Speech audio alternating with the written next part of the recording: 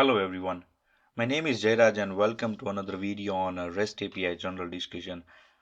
Our journey of this series is going well so far and till now we have discussed REST and web related things and in this tutorial also we will keep our general discussion going and we will compare SOAP and REST architecture. But before jumping into the tutorial, hit that red subscribe button to support this channel and our effort in providing good content. As well as don't forget to like and share because our goal here is to provide knowledge to as many people as possible. So let's get started.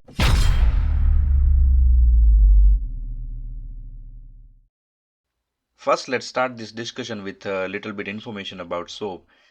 So SOAP stands for Simple Object Access Protocol and Microsoft developed SOAP to replace older technologies. And in simple words, it is a specification that describes how to format messages for communication between applications.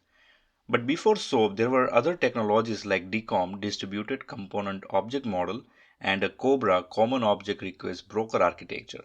And these technologies were using binary messaging system, which was not efficient, but SOAP leverages the power of XML for the messaging part. So SOAP is a protocol and it provides details on how to prepare messages in XML and things like where to put header, how to generate payload, and how to define goals of request and actions.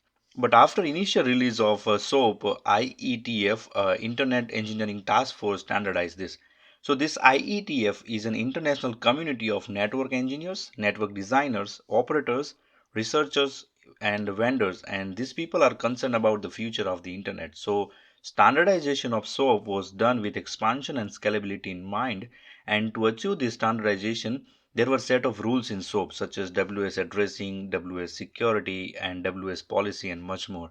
So there is a long list of these standards, but question is why we need this standardization. So answer of this question is if you see closely, actual content of our message which is in header and body is not specified by the SOAP. So to understand this, let's take an example. Consider a communication between application as if you are sending a letter to someone. So SOAP is a kind of envelope and header and body is a letter inside that envelope. So SOAP specification doesn't specify actual content and application can put anything inside that envelope based on the requirement. But at the implementation level, few requirements are common in communication such as we need routing and addressing, we need large payloads and we also need to worry about the security. So this WS is a web standards and it is a set of standards based on SOAP specification and the purpose of these standards is to address this common requirement of the communication. And SOAP supports these standards and this can be used individually also. For example, if you want only security, you can use only WS security.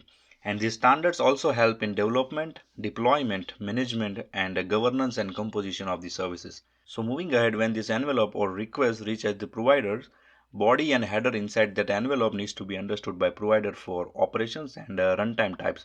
Because for communication, we converted them into XML and put it inside the envelope. So basically, every operation is defined with the structure of a request and response, and each input parameters and types are defined. And for that, we have a WSDL or a web service description file. And this file describes supported actions, message formats, and things that requires to decode this and use for the operations. So in other words, we can call this WSDL as a contract between two parties where we specify everything which helps both parties to understand communication messages. So SOAP needs a descriptor file and this file also solves other problems that cannot be addressed with the plain old XML. And additionally, SOAP have built-in error handling. That means if there is a problem with the request, response will contain the error information, which is very helpful in solving these errors. And it also provides standardized error codes which we can use for the codes for automatic error handling. So in short, SOAP relies heavily on XML and the schemas of the XML, which defines a very strongly typed messaging framework. And the SOAP is a stateful, which is useful in conversational state management. In other words, service that goes back and forth to perform the operations.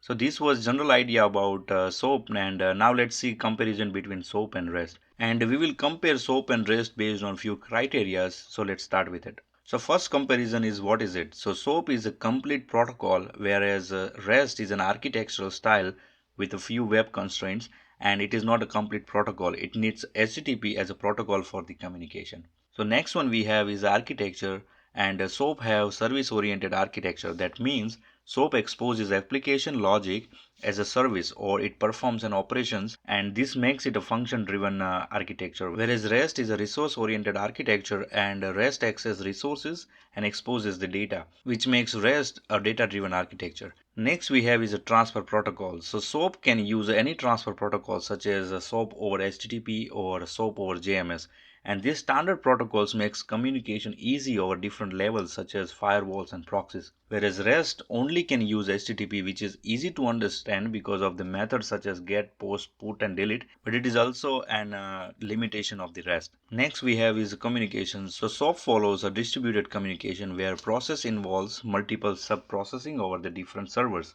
whereas REST uses client-server communication where one central server hosts entire system, or we can call it point-to-point communication. And moving ahead, we have support of data formats. So SOAP depends only on XML, and XML is not browser compatible and it is very complex to use and understand. Whereas REST permits many different data formats such as plain text, HTML, XML, or JSON. And REST is easy to use with different data formats, especially JSON because of the compatibility of the browser. And most of the modern UI frameworks works with JavaScript, which makes consumption of payload easy if it is in JSON. And JSON is very lightweight, and because of this lightweight nature, we can use REST with JSON in almost all kind of applications such as cloud, mobile or internet of things applications. Next we have is a payload. SOAP uses XML, which is very heavy, that uses more resource, and additionally for every request we need to create XML sometimes, and it can be very complex especially for modern UI frameworks which uses JavaScript. And additionally, to retrieve data from XML, you need to write a lot of code in JavaScript. Whereas REST uses HTTP and JSON, which makes payload very lightweight. And additionally, JavaScript is compatible with JSON, so no need to write much code for extra processing. Moving ahead, we have security, and SOAP supports WS security, which is great at transport level security, and also it is more ideal for enterprise level security tools. And security in case of SOAP is better than the REST, whereas REST supports a secure version of HTTP, which is HTTPS. And next we have is a bandwidth. So nowadays in this rapidly changing era where everything is going online, bandwidth is very important for the speed of the internet.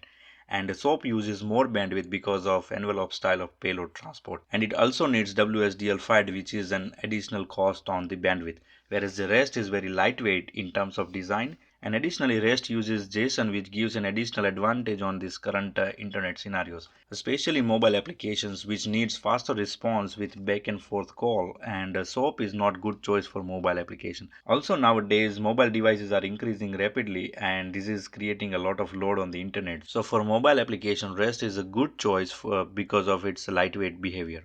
Next we have is a caching, and caching is very useful in reducing the load on the server. And because of the envelope style of SOAP, it requires multiple steps for caching, such as opening an envelope and securities and much more. And that's why caching is not possible for the SOAP. Whereas in case of REST, as we mentioned earlier, REST is like a postcard, and in this case, it is possible to cache the data, which saves more bandwidth, resources, and time, and that gives REST advantage over the SOAP. So moving ahead, we have state, and SOAP is a stateful.